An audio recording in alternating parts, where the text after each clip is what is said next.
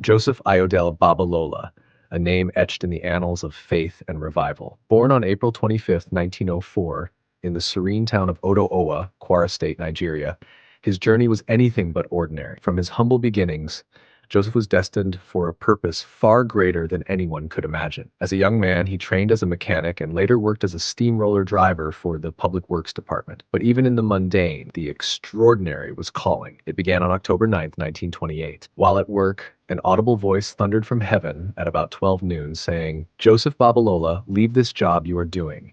If you don't leave this job this year, you shall be cut off from the earth." Stunned but resolute, he turned to fasting and prayer.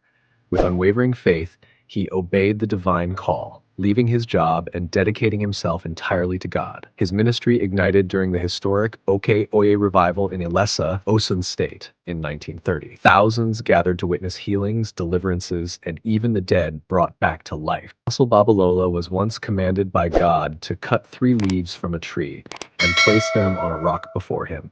God then instructed him to pray until the sweat from his body moved the leaves forward. Obediently, he carried out the task. According to a report, that was how he continued praying until he had prayed for 72 hours. One of the mountains where he often retreated became sacred.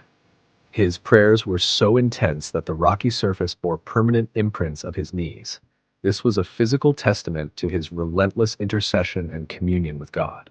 On one occasion, what began as a simple prayer before a meal turned into 3 days of uninterrupted communion with God.